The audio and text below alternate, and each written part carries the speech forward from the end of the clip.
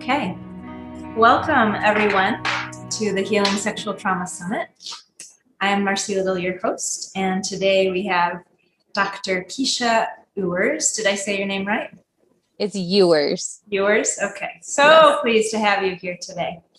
In a moment, I'm going to talk more in depth about Dr. Keesha, who's a very impressive person. But first, I just want to give us all a chance to get present. And I do this at the start of all my talks. So just take a moment to feel wherever you're sitting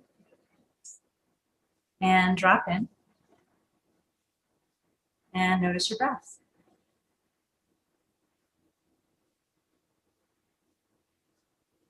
If at any point during this video you start noticing that you're feeling overwhelmed or overloaded, just take a pause. You can stop the video, come back to it later, take a pause, walk around.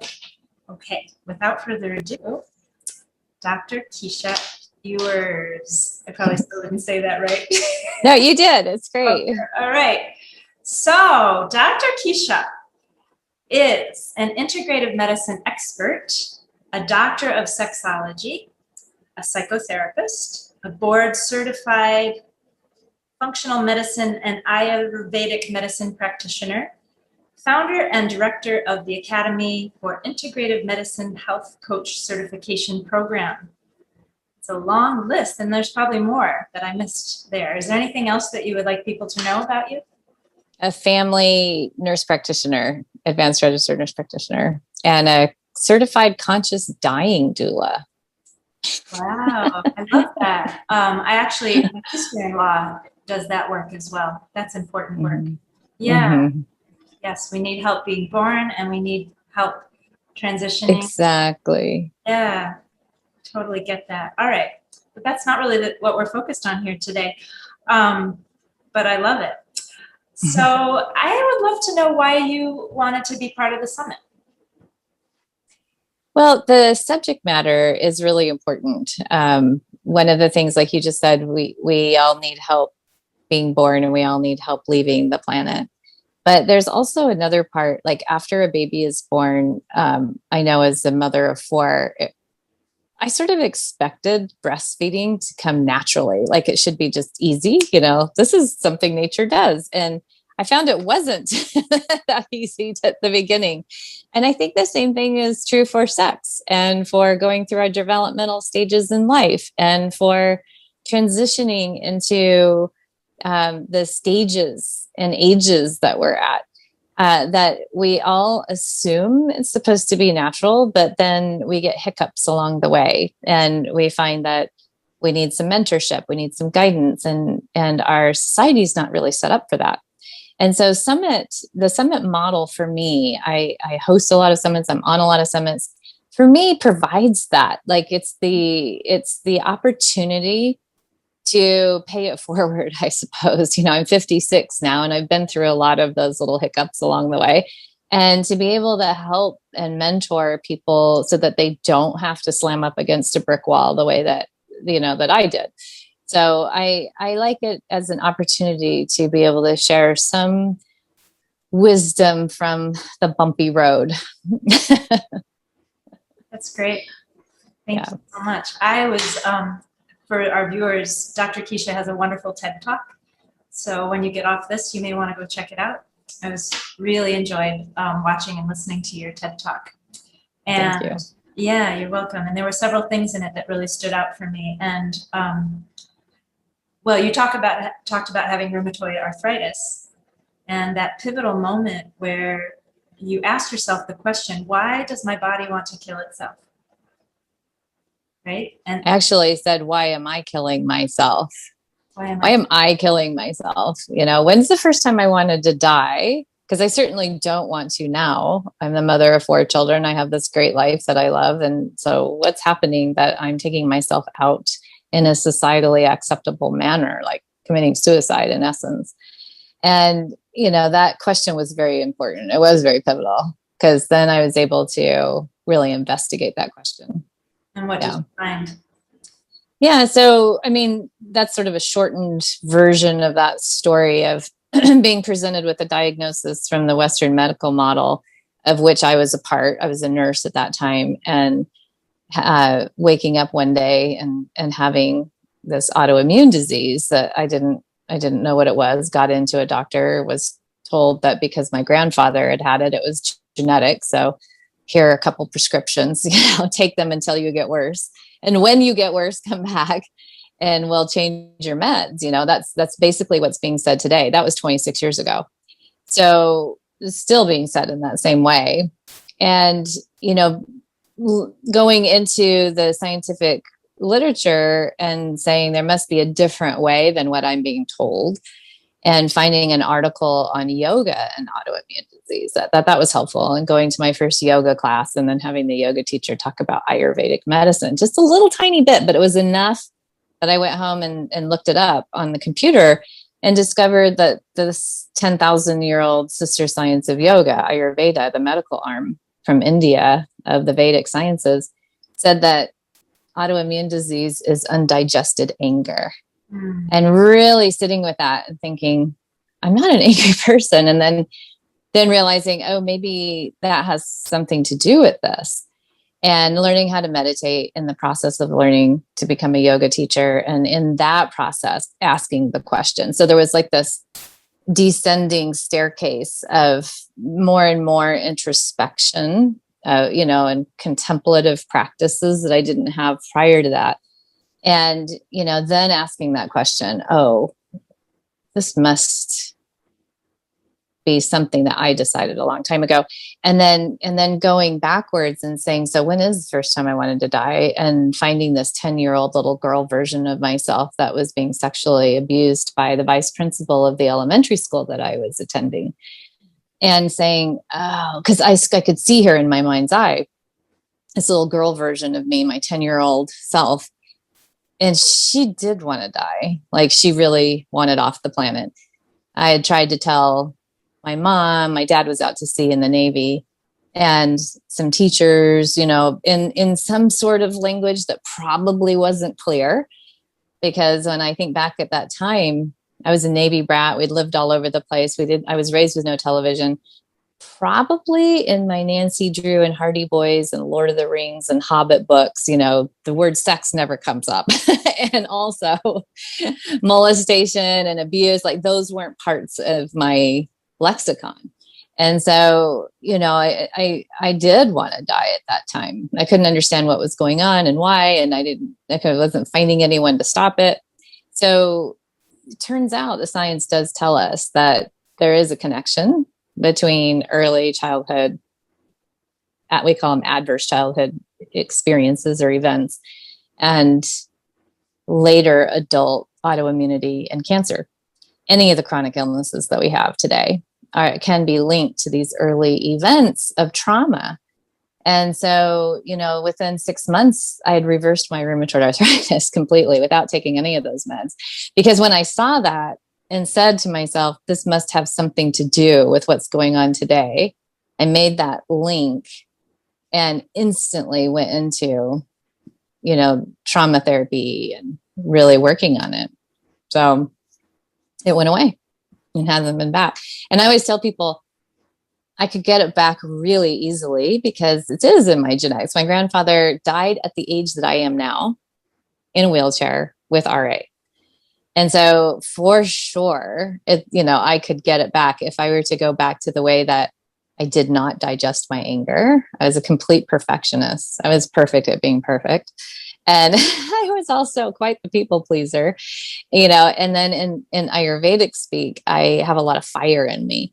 And so I always say these are the 4 P's of autoimmune disease: perfectionism, the poison of past pain, people pleasing, and the pitta dosha. Those 4 are the most common to have autoimmunity. So I resonate with everything you just said. Yeah, that's really, really fascinating. And,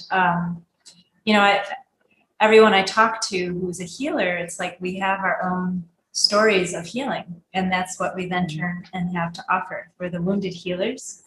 And I don't really consider myself a healer. I definitely don't. I consider myself a guide, somebody that can point to the right places, but the person is the one that has to heal themselves.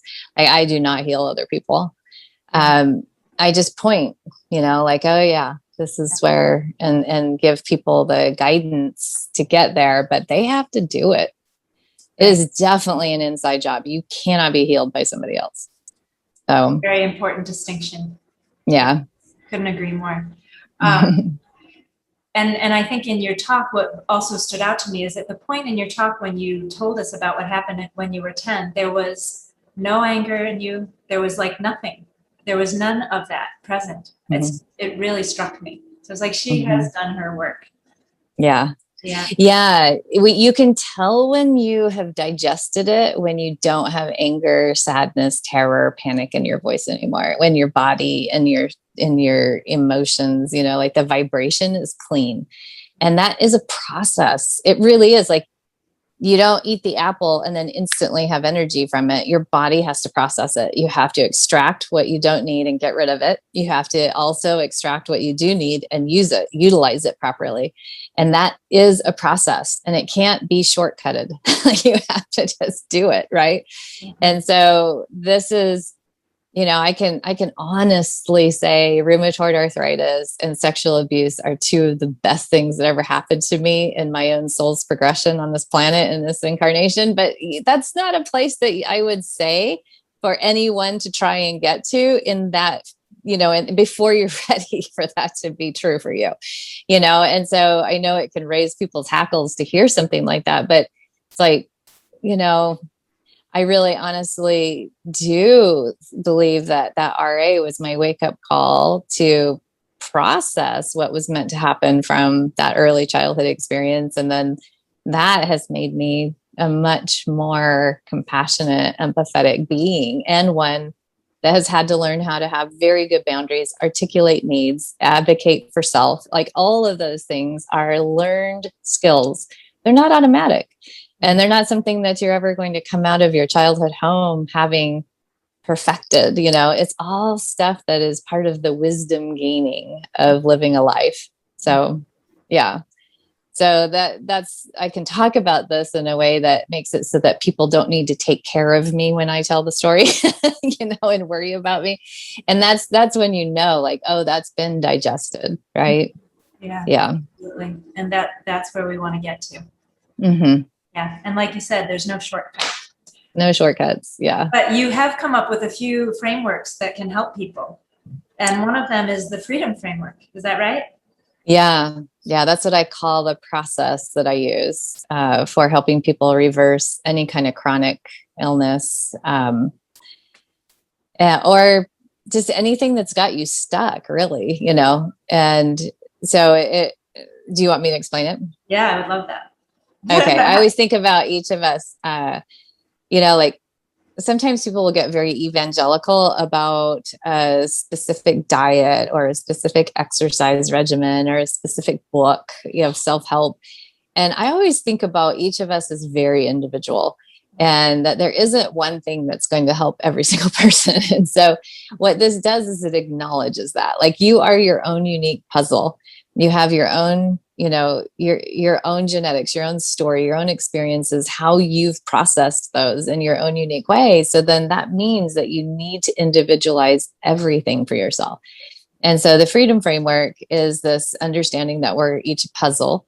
And if we were to take the puzzle from a box, and say, "Ooh, I want to put this together," and put all the pieces on the table, you would flip them all over. And what you're doing when you're flipping them over is you're getting the four corner pieces first and putting them in place so you can anchor your puzzle. And then you're doing the edge pieces. So the freedom framework is basically that.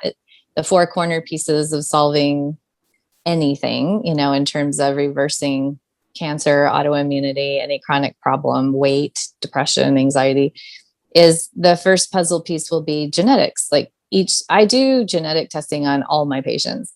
And it's not because I'm looking for disease. I'm looking for your unique pathways that might be challenged and how we can build, roundabouts in the middle of it to make it work.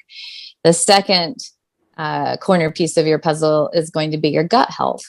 And we know this from ancient ways of medicine, traditional Chinese medicine, Ayurveda, any kind of, the European models, new German medicine, and even our own model of medicine here in the West has said that everything that has to do with wellness and disease begins and ends in the gut.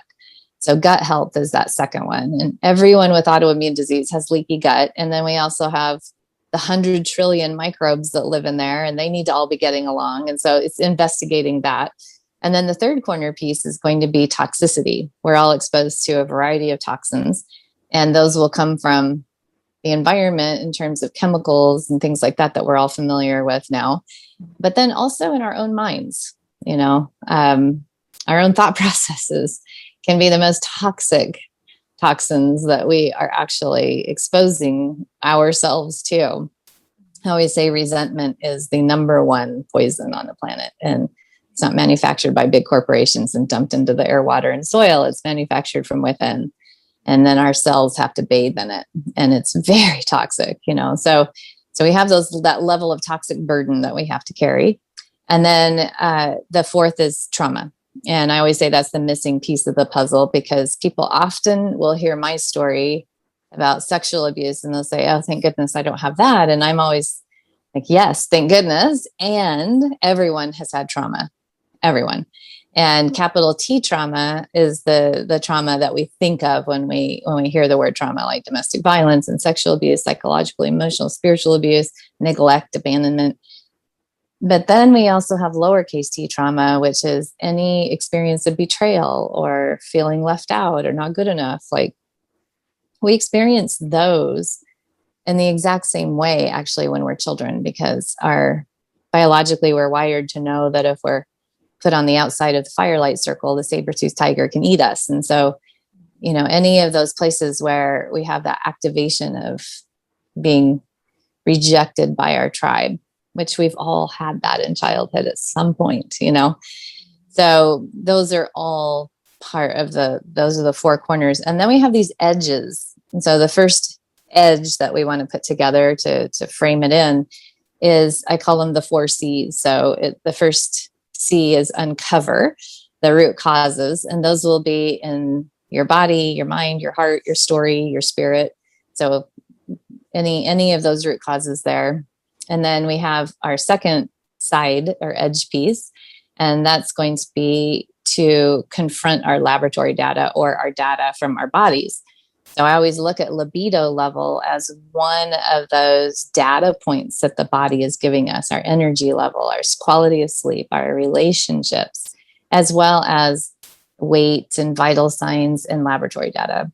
And then the third is going to be to connect the dots between our lifestyle choices. So maybe we're not good at setting boundaries and we keep getting in codependent relationships, right? So we want to confront those choices with what we're seeing in our data. And it's one of the things I see the most in women with autoimmune disease is a lot of unsatisfied people in romantic relationships, caring for everyone else and then putting themselves at the bottom of the to-do list. And that makes us sick, literally. So really, really connecting those dots. If your laboratory data genetically is saying that you're gluten intolerant, almost celiac, and then you keep eating gluten, you have to put this together, as to why you're getting lichen all over your labia, or you have eczema or psoriasis, any of these autoimmune issues. And then that fourth edge piece is going to be to create the life that you want with intention this time, instead of from what I call your factory default settings. So that means doing trauma work and the forgiveness process that I teach. So that's how you clear all that out. And then in the middle is all the unique stuff that happens in your life, right? Here, these are the guide points that we can use. And then you just put it to work. Wow. That's pretty amazing and very, very thorough. And I would say that the person who comes to work with you has already made the intention that they really, really, really want to change how they're feeling. Yeah, they have to, because it's a lot of work. Yeah. Otherwise, it's not going to happen. It's not going to happen. Yeah. So I'll do genetic testing and I'll say, it looks like your genetics are saying that you have a really hard time metabolizing cannabis. You use cannabis, or you have a really hard time metabolizing coffee. Do you drink coffee? You know, and people will be like, or I can't give that alcohol. up. I know, you know, and that's one of those data points of, you know, like, if you want to feel better, your body, I always say the human body has one of the most thankless jobs on the planet, because we are kind of entitled little beings, humans. Not kind of, we are very entitled. And we have these expectations of our bodies that are so unrealistic. And really, we have expectations of life that are unrealistic. You know, we're never promised that our children are supposed to outlive us. We're never promised that our bodies are supposed to behave in a certain way or look a certain way. And yet we get angry and upset when life keeps showing us that these things are right. No one ever promised these things. It doesn't mean we won't be sad. Like, I have 4 kids, and if I ever lost one before I die, it's going to be the most horrific thing. But I'm not going to ever be in a space where I'll say I was robbed, because life has never promised me that. You know, that's not how it works. Nature shows us through the rotation of the seasons that we don't have control over life, and we don't have control over nature. And, you know, things happen that are beyond our control.